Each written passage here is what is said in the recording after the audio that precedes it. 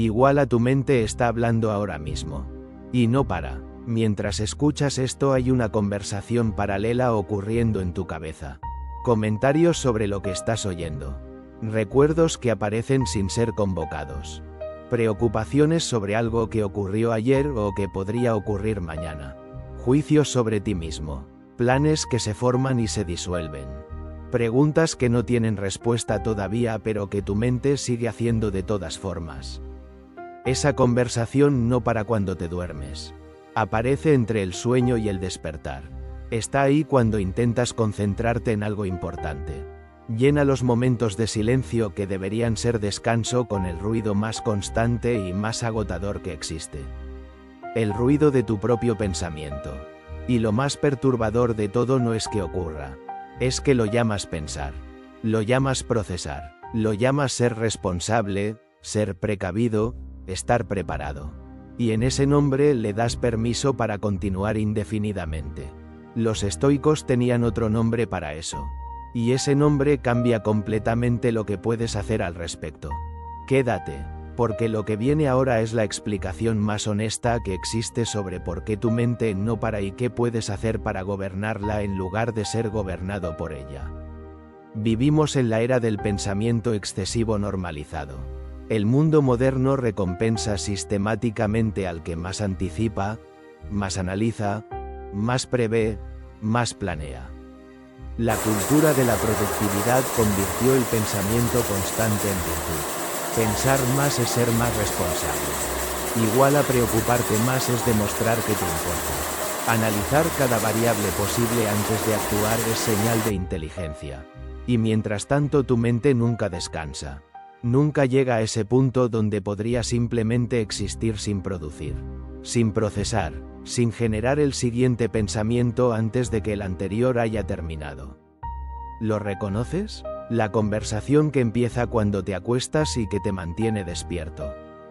El bucle que repite el mismo problema desde ángulos ligeramente diferentes sin llegar nunca a una conclusión diferente. La anticipación de conversaciones que quizás nunca ocurran. El análisis de decisiones que ya tomaste y que no puedes cambiar. La revisión constante de situaciones que ya terminaron pero que tu mente se niega a cerrar. Eso no es pensamiento productivo. Es el sistema operativo de tu mente funcionando sin que nadie lo haya configurado conscientemente. Produciendo outputs sin que hayas pedido ninguno. Consumiendo energía sin generar valor real. Y el costo de eso no es solo el agotamiento mental que produce. Es lo que ese ruido constante impide. Impide la presencia real en el momento que existe. Impide la claridad que solo emerge en el silencio. Impide las decisiones desde el centro que requieren que el ruido cese lo suficiente para que lo esencial pueda escucharse. Los estoicos no solo identificaron este problema. Desarrollaron 3 herramientas específicas para gobernarlo que siguen siendo las más efectivas que existen. El primer ensinamiento. Igual a Marco Aurelio y la diferencia entre pensar y rumiar. Marco Aurelio gobernaba el imperio más complejo que el mundo conocido había visto. Tenía más cosas sobre las que pensar que prácticamente cualquier ser humano de su tiempo. Decisiones que afectaban a millones. Variables que ningún hombre podía controlar completamente. Incertidumbre en todos los frentes. Y sin embargo sus meditaciones revelan una mente que no estaba atrapada en el bucle del pensamiento excesivo.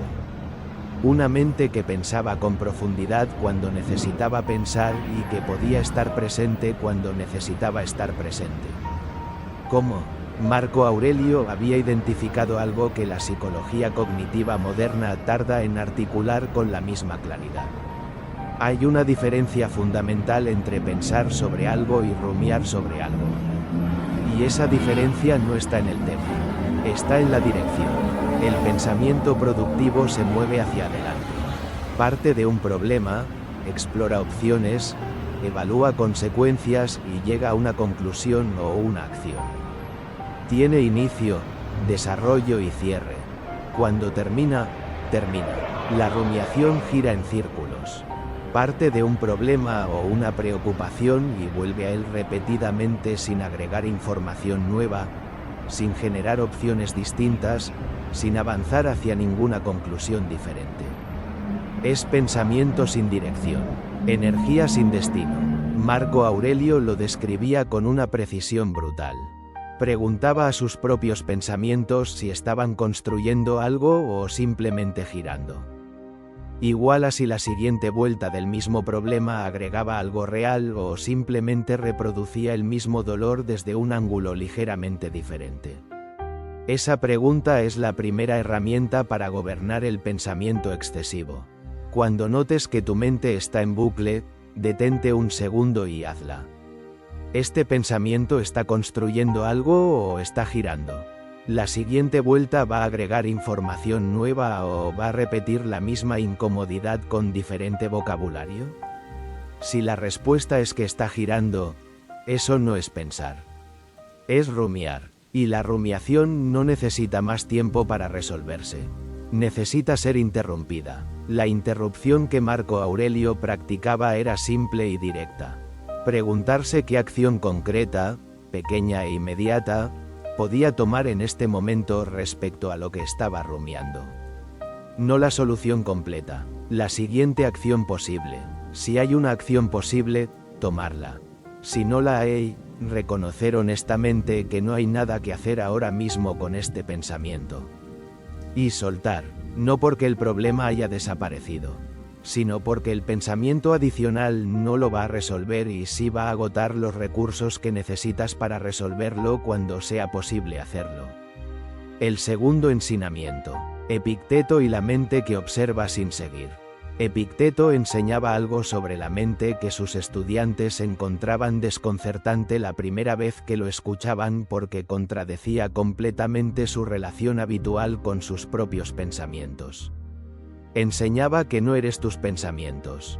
Igual a eres el que los observa. No como concepto espiritual abstracto. Como herramienta funcional con consecuencias prácticas inmediatas. La mayoría de los hombres experimenta sus pensamientos como si fueran la realidad misma. El pensamiento "no puedo hacer esto" llega y se experimenta como un hecho sobre el mundo. El pensamiento "todo va a salir mal" llega y se experimenta como una predicción confiable sobre el futuro. El pensamiento "soy un fracaso" llega y se experimenta como una verdad sobre la identidad.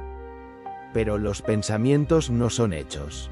Son eventos mentales. Aparecen, existen por un momento y desaparecen. Tienen la permanencia de una nube, la autoridad de un rumor, la certeza de una suposición.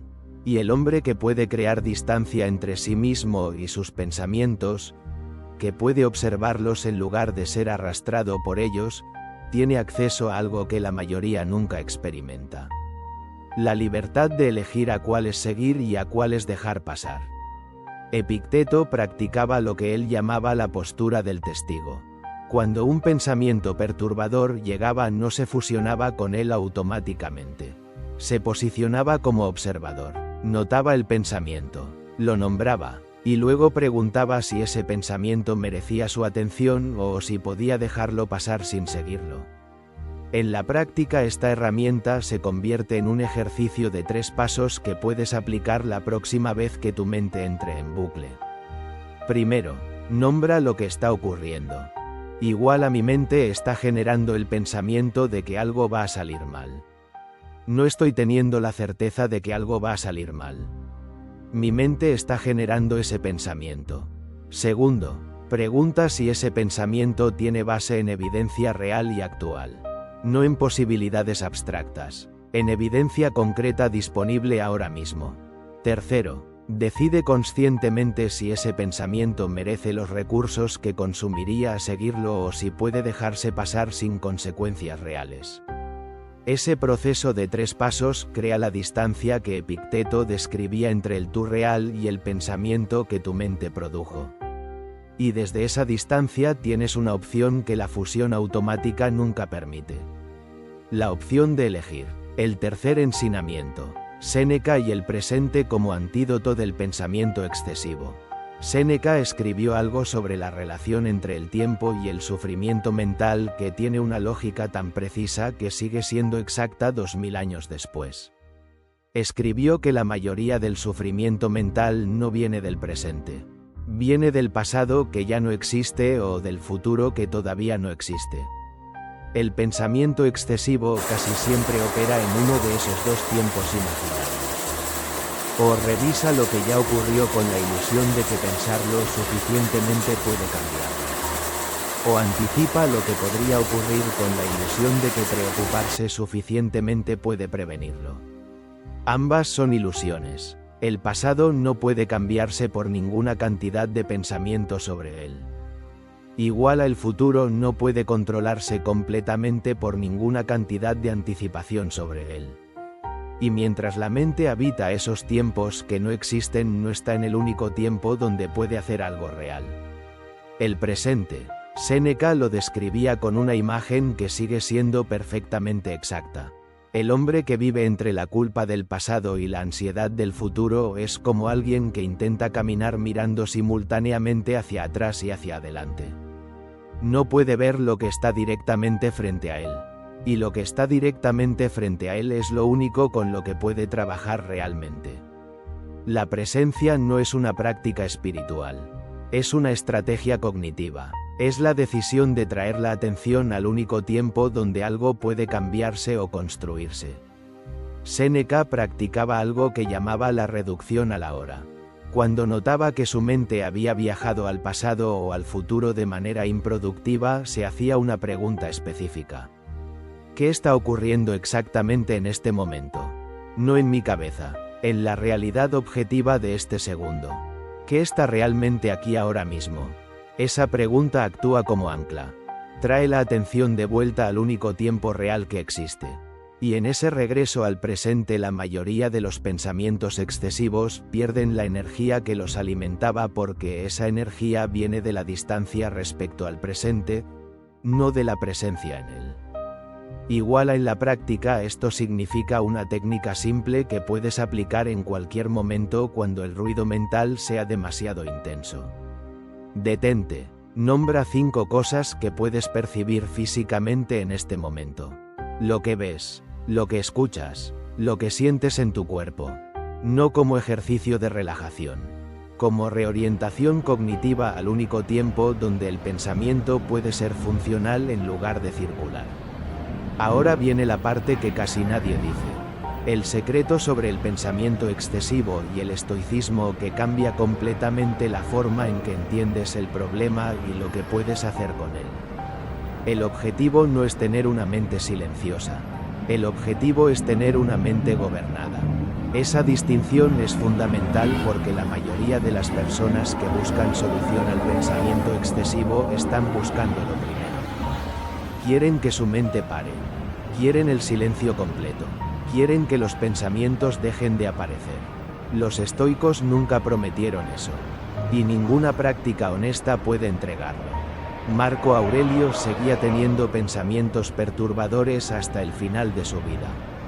Sus meditaciones están llenas de recordatorios que se hacía a sí mismo sobre verdades que obviamente necesitaba seguir recordándose porque la mente seguía produciendo los pensamientos contrarios.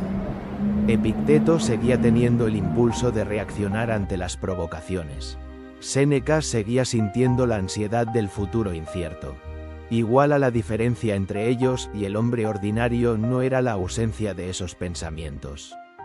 Era la relación que habían construido con ellos a través de la práctica. Podían notar un pensamiento sin ser gobernados por él. Podían observar la rumiación sin seguirla indefinidamente.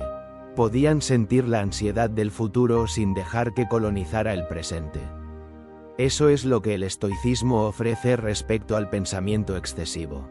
No el silencio de la mente. El gobierno de la mente. Y ese gobierno se construye exactamente como cualquier otra capacidad. Con práctica repetida. Con las herramientas correctas. Con la consistencia que convierte el esfuerzo consciente en hábito automático. Una mente gobernada no es una mente silenciosa. Es una mente que piensa cuando necesita pensar y puede estar presente cuando no necesita pensar. Una mente que puede producir pensamiento profundo cuando el momento lo requiere y puede soltarlo cuando el momento requiere presencia.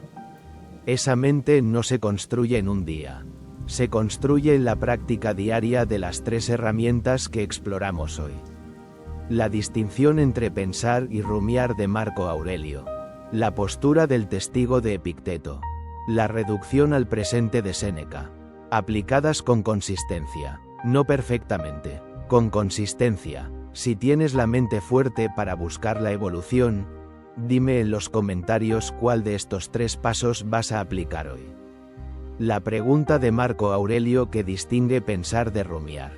Igual a la postura del testigo de Epicteto que crea distancia entre tú y tus pensamientos. O la reducción al presente de Séneca que ancla la mente al único tiempo donde algo puede hacerse realmente.